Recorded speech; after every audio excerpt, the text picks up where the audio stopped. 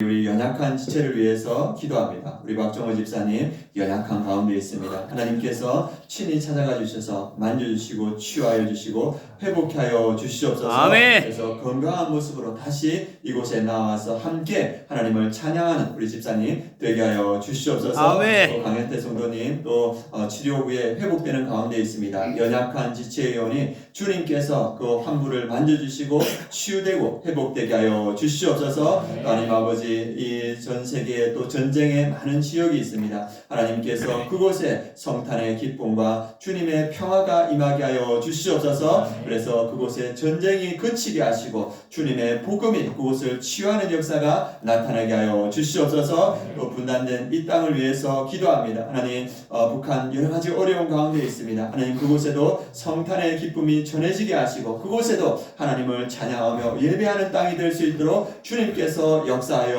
주시옵소서.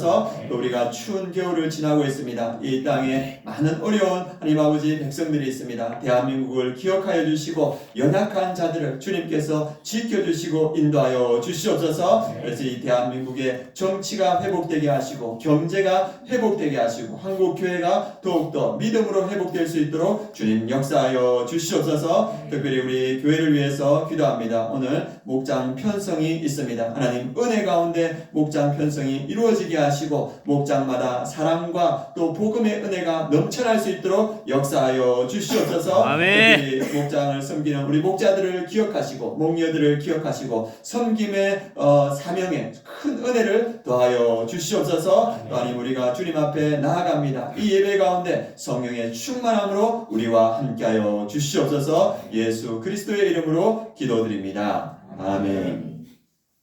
네, 오늘 하나님 말씀 함께 보도록 하겠습니다. 우리 사도행전 27장 18절에서 26절 말씀 함께 보도록 하겠습니다.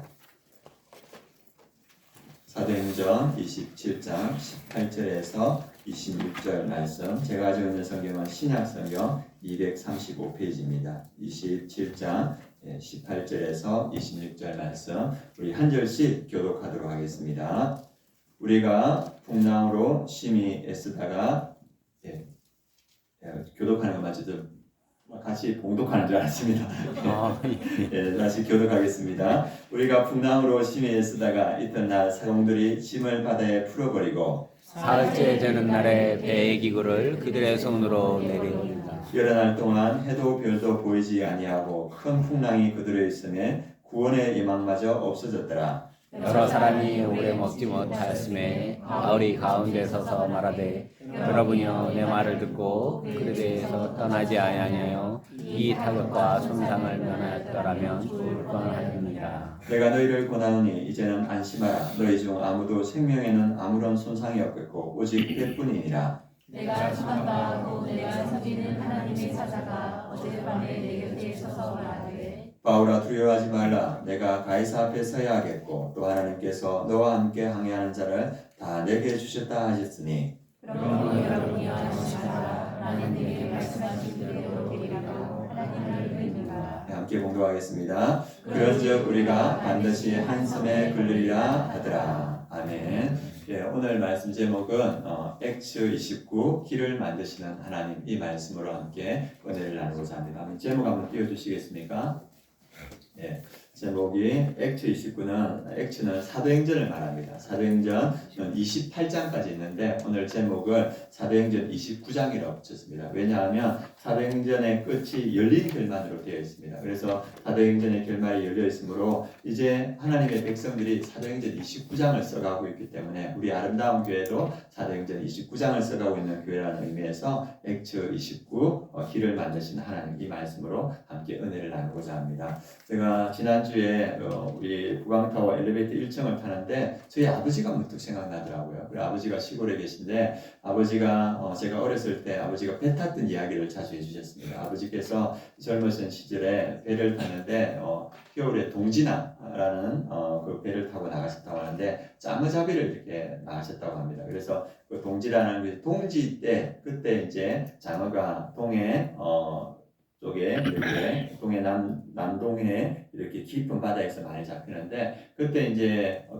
동지쯤에 나가면 이렇게 파도가 되게 급격하다고 합니다. 그래서 기상이변이 심하고 바람이 많이 불고 파도가 많이 치기 때문에 그때 장어를 잡으러 간다는 것은 또 생명을 내어놓는 그런 것과 비슷하다는 이야기를 하셨습니다. 그래서 그 위험한 가운데 장어를 잡아가고 생계를 이어가게 되기 때문에 그렇게 했는데, 어느 날 또 장어를 동지쯤에서 잡으러 나가는데 바람이 많이 불었다고 합니다. 그런데 이제 조업을 해서 통발을 이렇게 내리는데 바람이 너무 많이 불고 이렇게 파도가 크다 보니까 이 통발했던 것들이 이렇게 막 떠내려 가는 거예요. 그래서 아버지가 그 통발에 그 깃발하고 부표를 잡으려고 이렇게 가다가 물에 미끄러져 가지고 그냥 그 배에서 바다로 떨어져 버렸대요. 그래서 그 사람이 떨어지니까 배가 밀려 나가서 이제 파도가 너무 치니까 아버지는 겨울 옷을 입고 있었고, 그리고 이렇게 물속에서 호우적거리면서 가라앉고 있었는데 아버지 생각에는 이제 끝났다 이런 생각이 들더래요. 그래서 바닷속에 호우적거리면서 가라앉고 있는데 파도는 높고 하니까 배가 돌아오기 어렵게 됐는데 다행히 그 배가 돌아오더랍니다. 그래서 배가 돌아와서 거기서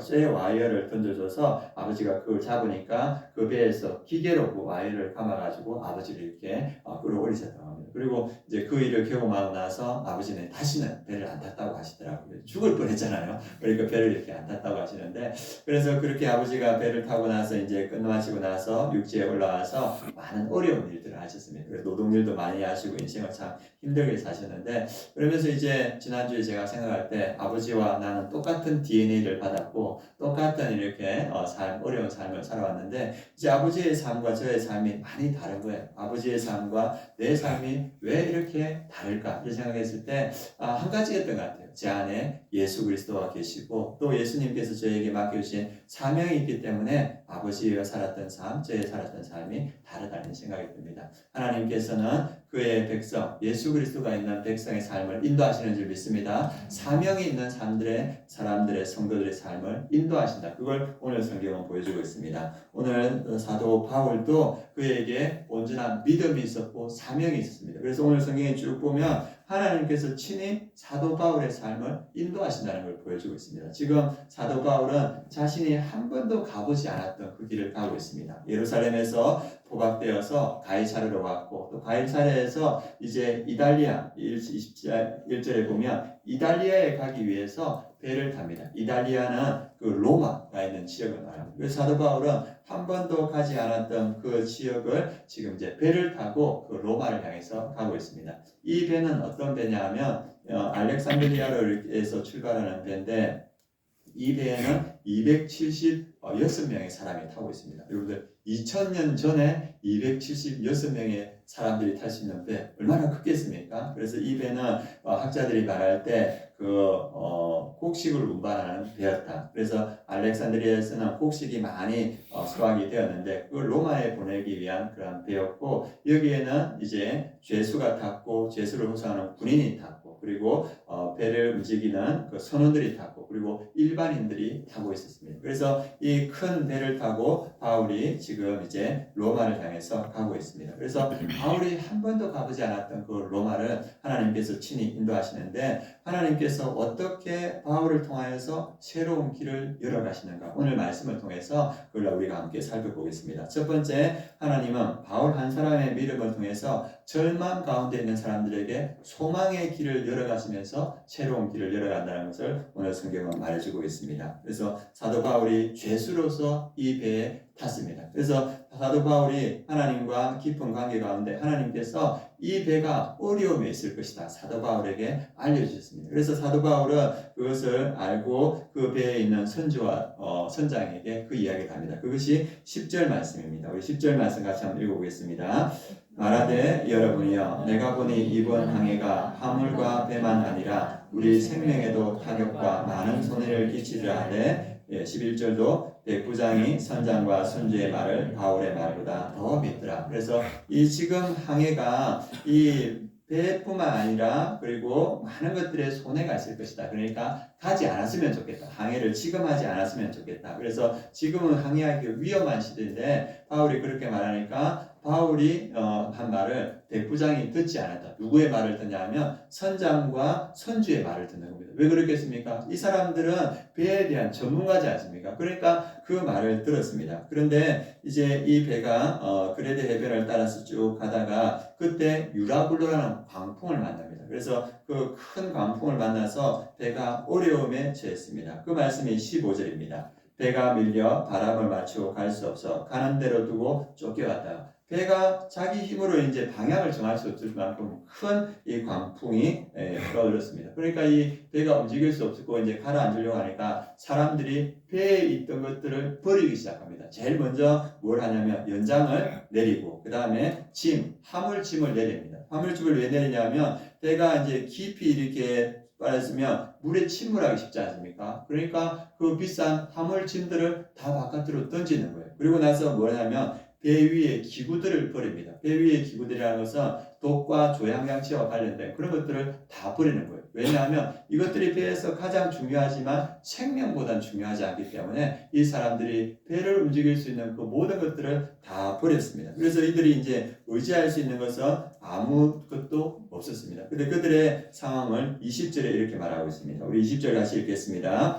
여러 날 동안 해도 별도 보이지 아니하고 큰 풍랑이 그들의 있음에 구원의 영광마저 없어졌더라. 며칠 동안 하늘에 밤에는 별도 안 보이고 낮에는 해도 보이지 않고 그래서 이 풍랑, 폭풍 속에서 광풍 속에서 이제 구원의 여망이 없어졌더라. 이제 살 수 있는 가능성은 전혀 없어졌다. 그래서 이 사람들이 어디에 빠져 있냐면 이제 절망에 빠져 있습니다. 그래서 이제 죽기만을 기다리면서 그 배와 함께 이 태풍에 밀려가고 있었습니다. 그때 사도 바울이 일어나서 그 276명 가운데서 이 말씀을 선포하기 시작합니다. 그 말씀이 23절에서 26절입니다. 우리 21절에서 22절부터 먼저 함께 읽겠습니다. 같이 읽겠습니다.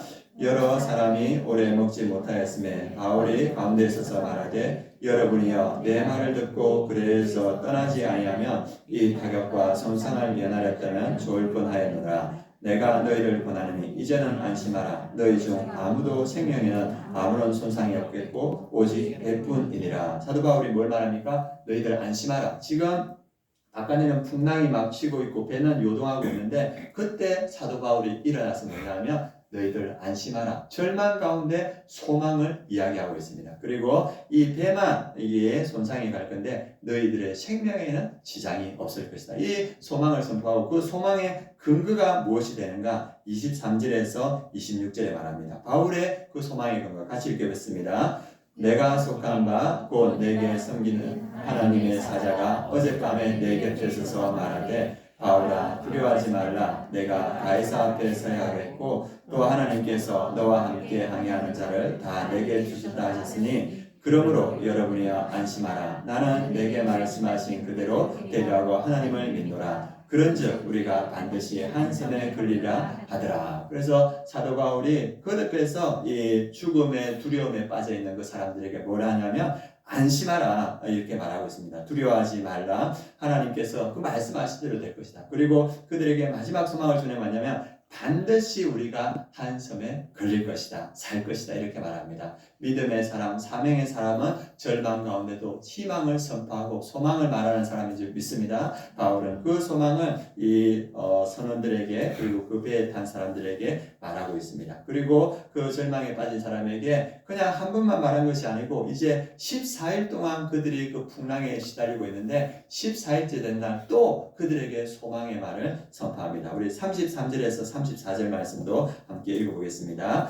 날이 새어감에 바울이 여러 사람에게 음식 먹기를 권하여 이르되 너희가 기다리고 기다리며 먹지 못하고 줄인 지가 오늘까지 열나흘인즉 음식 먹기를 권하니 이것이 너희의 구원을 위하는 것이요 너희 중 머리카락 하나도 잃을 자가 없으리라 하고 처음에 선포했는데 또 두려움에 있는 그들에게 너희들 머리카락 하나도 잃지 않을 것이다. 이렇게 소망의 말을 선포하면서 그들에게 희망과 소망을 줍니다. 믿음의 사람은 어떤 사람입니까? 절망 가운데도 소망을 선포하는 사람인 줄 믿습니다. 희망을 선포하는 사람. 왜 그렇습니까? 우리 안에 믿음이 있고 우리 안에 사명이 있기 때문에, 우리에게 주님이 있기 때문에가 우리가 소망 가운데 희망을 선포하는 그러한 사람이라는 것을 오늘 성경은 말하고 있습니다. 예전에 제 대학교 후배 중에 한 친구가 이렇게 치대를 놔가지고 치과 의사하는 친구가 자기 부모님 이야기를 해주더라고요. 자기가 힘들 때 부모님이 항상 이야기해 주는 게 뭐였냐면 내 미래는 밝을 거야. 왜? 그 얘기를 해주더래요. 그래야 자기가 이제 어른이 되어서 자기가 되었는데 그 말이 항상 떠오르더라 합니다. 그래서 그 친구가 힘들 때 부모님이 아버지가 해주던 내 미래는 밝을 거야. 그 말이 그에게 큰 힘이 되었다는 이렇게 말해줬습니다. 그리고 얼마 전에 이 얘기를 들으니까 한 회사에 한 명 뽑는데 몇 명이 지원했냐면 600명이 지원했대요. 예. 그만큼 지금 청년들이 많이 힘들거든요. 청년들과 다음 세대가 힘든데 그들에게 우리가 해줄 수 있는 말이 뭡니까? 너희 미래는 밝을 거야. 왜냐하면 아빠가 기도하기 때문이에요. 엄마가 기도하기 때문에. 이 말이 그들에게 희망과 소망이 될 줄 믿습니다. 여러분들이 보시기에 늘 게임만 하고 휴대폰만 하고 그래가지고 여러분들이 하고 싶은 말이 너 그렇게 살다가 인생 망한다? 이런 얘기를 하고 싶을 때가 있을 겁니다. 그런데 진실은 죽었다 생각하시고 그들을 보면서 너희 네 미래는 밝을 거야. 엄마가 기도하고 있어. 아빠가 기도하고 있어. 절망 가운데도 소망을 선포할 때 그렇게 될 줄 믿습니다. 그리고 절망 가운데 우리가 소망을 선포해야 되는 이유가 있는데 뭐냐면 우리 주변에 많은 절망의 사람들이 있습니다. 우리의 가족들이 절망할 때도 있고 우리의 지인들 그리고 교회 지체들이 어려운 가운데 있을 수 있습니다. 그러나 우리 안에 소망의 이유 되신 예수 그리스도가 있기 때문에 그분을 선포할 때, 그분을 전할 때 그들에게도 희망이 될 줄 믿습니다. 이고노라는 분이 목사님이신데 그분이 한 이야기를 들었습니다. 그분의 아버님이 참 착하신 분이었대요. 평생 은행에서 일하셨고 자기를 일평생 2번밖에 안 때렸대요. 저는 셀 수 없을 만큼 맞았거든요. 그런데 이걸 딱 2번 이렇게 맞았대요. 그래 아버지가 참 선하시고 은행 일하시고 성실하셨는데 이분이 예수님을 믿지 않았대요. 이분은 예수님을 잘 믿는 분이었는데 예수님을 믿지 않았는데 어느 날 아버님이 목이 아파서 병원에 갔는데 가서 보니까 이제 그 아들하고 같이 갔죠. 의사 선생님이 뭐라 하냐면 의사 선생님이 이거 아버지 보고 바깥에 나가 계시라 하고 그리고 남아있는 이분에게 관계가 어떻게 됩니까? 물어보니까 아들이라는 거예요. 그러니까 그 의사가 그 아들에게 뭐라 했냐면 후두와 말깁니다. 이렇게 이야기해요. 그래 아들도 철렁했지요. 근데 이제 바깥에 나와 보니까 문 곁에 있던 아버지가 이 말씀을 들으셨어요. 그래가지고 바깥에 나오니까 아버지가 사시나무를 떨더라. 네, 그 말을 처음 알았다면 아버지가 그 여름인데도 불구하고 덜덜덜 떨시더래. 그래가지고 이건호가 아버지 두렵습니까? 하니까 두렵다 이렇게 이야기하는 거예요. 그러니까 이 아들이 이 예수님 믿으셔야 됩니다. 예수님 믿어야 두려움이 사라지고 아버지가 천국 갈 수 있습니다. 이걸 이야기하니까 예수 믿으실래요? 아들이 물으니까 아버지가 어떻게 하면 되냐 이렇게 물어서 그 아버지를 모시고 와서 아버지에게 영접기도 시키고 그리고 아버지 이제 예수님 믿으면 기도해야 된다고 그 기도문을 적어서 아버지에게 들었다고 합니다. 그래서 아버지가 밤낮 그 기도문을 가지고 기도했다고 합니다. 그리고 아들도 기도했죠. 그래서 밤낮 기도하는데 한 달이 지났는데 아버지한테서 연락이 왔어요. 건호야 어서 빨리 와라 이렇게 얘기하는. 그래서 아들이 무슨 큰일이 있는 줄 알고 그 삼성병원 6층이 안병동인데 그것을 향해서 달려 올라갔답니다. 그래서 달려 올라가서 아버지를 보니까 아버지가 환하게 이렇게 하면서 아들을 이렇게 안아주더라고요. 안아주면서 아버지가 하시는 말씀이 뭐냐면 어젯밤에 네가 말한 하나님을 내가 만났다. 꿈에서 2번이나 하나님을 만났다. 그리고 이제 후두암이 걸리면 여기가 쭉 이렇게 늘어나지 않습니까? 그런데 그 꿈에서 그 하나님이 이걸 다 뜯어주더라. 이렇게 이야기하시는 거예요. 그러면서 이야기하는데 그런데 그게 중요한 게 아니다. 나 어젯밤에만 해도 두려웠어. 정말 두려웠는데 그런데 이제 난 하나도 안 두려워. 그냥 천국이 여기 있는 것 같고 여기 있는 것 같다. 내 평생 살면서 이렇게 행복한 적은 없었어. 아버지가 그렇게 고백하는 거예요. 그래서 아버지가 두려움 가운데 있었는데 그 아들의 예수 그리스도를 전하는 그 예수 그리스도의 복음을 듣고 그 가운데 기도하는 가운데 예수님을 만나신 거예요. 그리고 두려움이 사라지고 천국에 대한 소망이 충만해져서 지금 부도함이 이렇게 되어 있는데도 불구하고 여기가 천국 같고 저기가 천국 같고 내 일평생 이렇게 행복한 적이 없었다 고백하는 아버지가 되었습니다. 그 아들의 믿음, 사명이 아버지를 살린 줄 믿습니다. 우리가 어떤 사람입니까? 절망 가운데도 소망을 선포하는 분인 줄 믿습니다. 우리 성도님들 절망 가운데도 소망을 선포하는 우리 성도님 되시고 절망 가운데도 우리의 소망 되시는 예수 그리스도를 전하는 우리 성도님들 되시길 축원합니다. 그리고 오늘 말씀 두 번째 어떤 말씀을 전했냐면 하나님은 바울 한 사람의 사명을 통해 많은 사람의 생명을 살리면서 구원의 길을 열어가신다는 걸 오늘 말해주고 있습니다. 이 지금 배에 탔던 276명은 지금 죽음에 처해 있습니다. 그래서 20절에 보면 한마디 말해주죠. 20절 한 번 더 읽어보겠습니다. 이러므로 너희를 보고 20절 자 같이 읽겠습니다. 제가 다른 데 펴고 읽었습니다.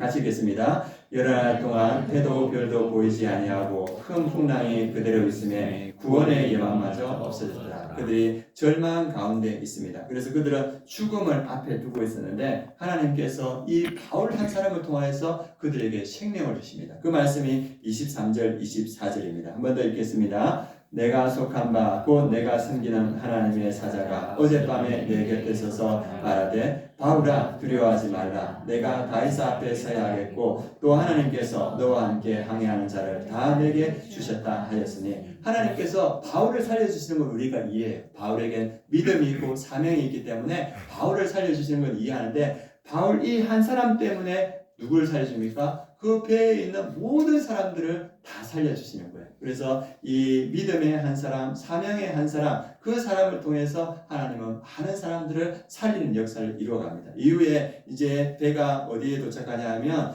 그 한 섬에 도착합니다. 그래 도착해가지고 이제 배가 이제 섬에 이제 도착하니까 어떻게 하냐면 사람들이 뛰어내릴 거 아닙니까? 그런데 이제 이 군인들이 보니까 이 배에서 사람들이 다 뛰어내리면 죄수들이 분명히 도망갈 것이다. 그런데 로마에서는 죄수들이 도망가면 지키던 그 군인들이 그 모든 책임을 자기가 다 져야 되는 거예요. 그러니까 군인들이 뭐라 말하냐 하면 그 백부장에게 저 죄수들 다 죽입시다. 그럼 누구도 죽습니까?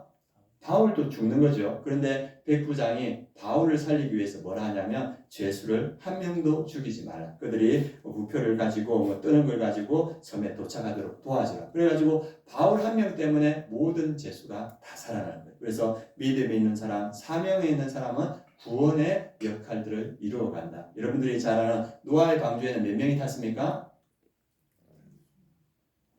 8명이 탔죠. 그렇죠? 노아의 방주는 8명이 탔습니다. 그리고 수많은 동물들이 그곳에 탔습니다. 누구 때문에 이 생명을 얻었습니까? 의인인 한 사람, 노아. 그가 하나님의 은혜를 받고 그가 방주를 만들어서 그 방주에 들어가서 하나님은 그 노아 한 사람을 통하여서 하나님의 일을 이루어가죠. 그래서 마찬가지로 이 죽음의 배, 다 죽고 파손할 그 배였는데 누구 때문에 다 사라집니까? 바울 한 사람 때문에 그 배에 있는 모든 사람들이 다 살아났습니다. 마찬가지입니다. 우리도 믿음의 한 사람 그리고 사명의 한 사람 때문에 많은 사람들이 구원되는 역사가 있다는 것을 성경은 우리에게 보여주고 있습니다. 가정이 여러분 때문에 구원될 줄 믿습니다. 여기에 있는 여러분 한 사람 한 사람 때문에 여러분 가정이 구원의 방주가 된다는 것을 오늘 성경은 말해주고 있습니다. 그 한 분이 자기 이야기를 했는데 이재국이라는 분이 있습니다. 이분이 친구 따라서 교회에 가서 믿음을 가지게 됐는데 믿음을 가지고 어머니한테 이제 복음을 전했는데 어머니가 잘 믿지를 않는 거예요. 그래서 자기가 이제 믿음이 열심히 있어서 신학대학교 가려고 하니까 어머니 예수님 믿으셔야죠 하니까 어머니가 뭐라 하냐면 너 신학대학교 가면 믿겠다. 그리고 신학교에 갔는데 어머니 안 오시는 거예요. 그리고 어머니가 약속하는 건 뭐냐면 결혼하면 내 교회에 갔다. 결혼했는데 어머니 안 오시는 거예요. 그리고 이제 뭐라 하냐면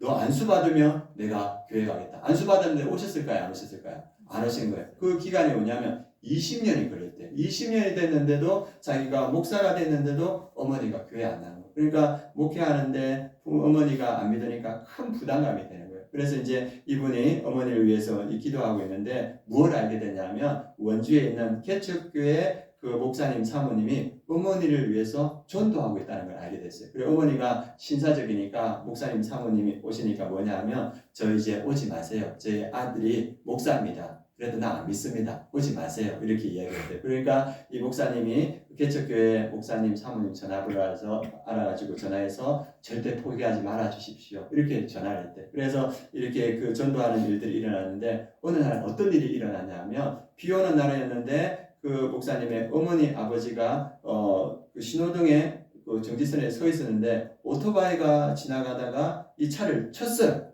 네, 분명히. 그런데 이제 주위에 이제 아는 사람이 보는 사람이 없다고 생각했는지 이 오토바이 탔던 청년이 뭐냐 하면 차가 움직여가지고 내 오토바이를 쳤다고 막 이렇게 우기는 거예요. 젊은 사람이. 그러니까 이 목사님의 어머니 아버지가 그걸 젊은 사람들을 어떻게 해야 될지 모르는데 그 자리에 누가 있었냐 하면 개척교회 사모님이 보고 있었대요. 그래가지고 개척교회 사모님이 그 신랑이 일어나는데 그에서 보고 있다가 와서 그 젊은이에게 내가 분명히 봤다. 차는 정지선에 서 있었고 당신이 와서 이 차를 치지 않았느냐. 내가 분명히 봤다 하니까 이 젊은이가 오토바이 끌고 도망가 버렸어요. 그래서 이제 그 어려움에서 헤어났죠. 그래서 목사님이 이걸 들었고 나서 어머니한테 어머니 이런 고마운 일이 있었는데 어머니가 교회 가서 감사 인사하지 않으면 어머니는 사람도 아닙니다. 이렇게 이야기한 거예요. 그러니까 아들이 어머니 제가 헌금을 드릴 테니까 가서 감사 인사하라고 하니까 어머니 아니다. 내가 내 돈 가지고 가서 내가 헌금하고 감사드리겠다. 그래가지고 교회 첫 발걸음을 했다는 거예요. 그게 6개월이 됐대요. 6개월 해가지고 거기서 학습받고 장로교회에서 제례를 받았대요. 근데 목사님이 주일에는 교회 외이니까 평일날 제례식을 해달라. 이래가지고 평일날 어머니가 제례받는 그 옆에 목사님이 이렇게 서셨는데 어머니가 몇 년 만에 예수님을 믿게 됐냐면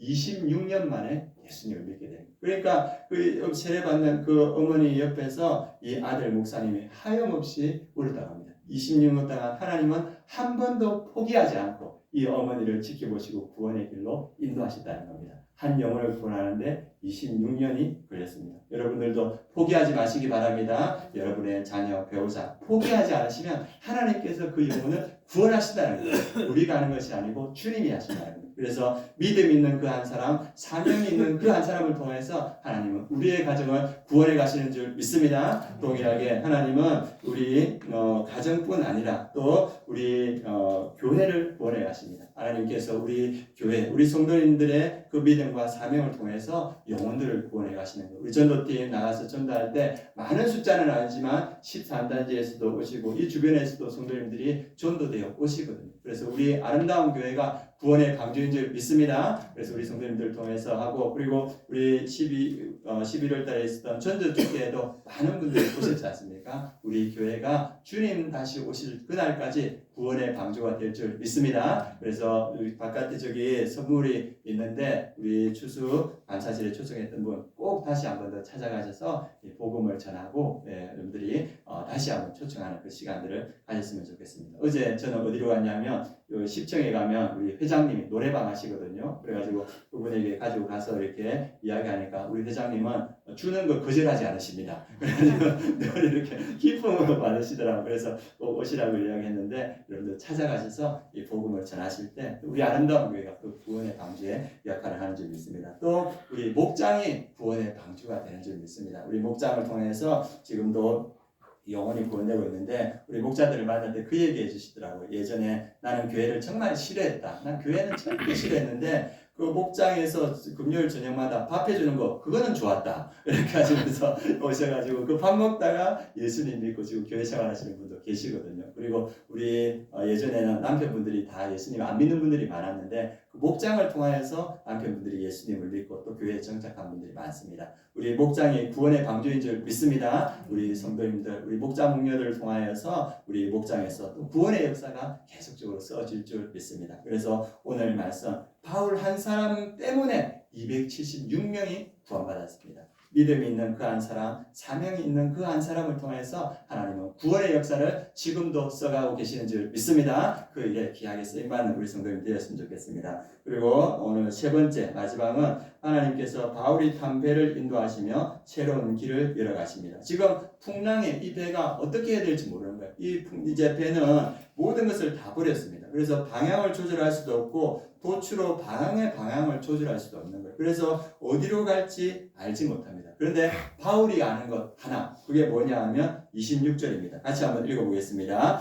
그런즉 우리가 반드시 한 섬에 걸리리라 하더라. 지금 풍랑 가운데 있어요. 그래가지고 이 배가 어디로 가야 될지 모르는데 바울에게 확신한 이 26절의 확실히 있는 거 뭡니까? 우리가 반드시 한 섬에 걸리리라 하시더라. 지금 이 풍랑에 흔들리고 광풍에 흔들린 이 배 누가 인도하고 계십니까? 하나님이 인도하신다는 그 믿음의 확신이 바울에게는 있었던 겁니다. 그래서 바울이 말하는 건 반드시 이 배가 한 섬에 건널 것이다. 그런데 그 시간이 흐르고 나서 이 배가 어떻게 되는가? 44절 말씀 우리 한번 보도록 하겠습니다. 44절 같이 한번 읽어보도록 하겠습니다.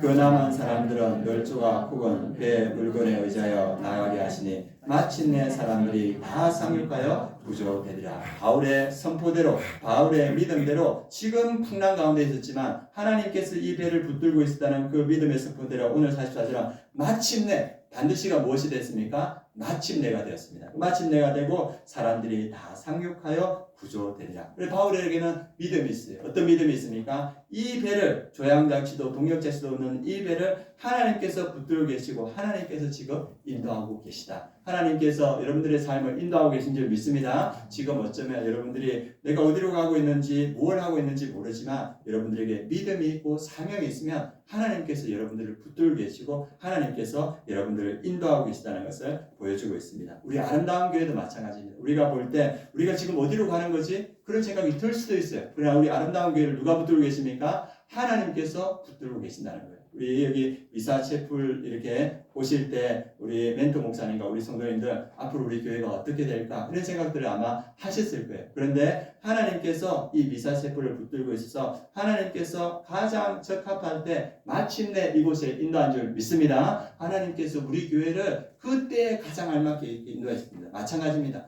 우리 미래의 아름다운 교회도 하나님께서 인도하여 주실 줄 믿습니다. 하나님께서 이 교회를 붙들고 계시고 우리가 종력장치도 조향장치도 없지만 전능하신 하나님이 붙들 때 하나님께서 가장 적합한 곳에 우리를 인도해 주신다. 그것을 말해주고 있습니다. 그래서 우리가 지금 가보지 않는 길을 가고 있습니다. 우리가 함께 가보지 않는 길을 가고 있고 바울도 가보지 않는 길을 갔습니다. 그런데 중요한 것은 하나님께서 우리를 지금도 붙들고 계시다. 우리가 이 길을 갈 때 우리가 소망 없는 자들에게 절망한 자들에게 소망을 선포하고 소망 대신 예수 그리스도를 선포하고 또 우리가 그 길을 갈 때 우리를 통하여서 많은 영혼들을 구원해 갈 때 하나님께서 우리를 인도하여 주실 줄 믿습니다. 그래서 흔들림 없이 주님께서 지금 우리를 붙들고 계시다. 주님께서 지금 우리를 인도하고 계시다. 이 믿음으로 우리가 함께 이 길을 갔으면 좋겠습니다. 오늘 찬양은 웨이메이커, 길을 만드시는 하나님입니다.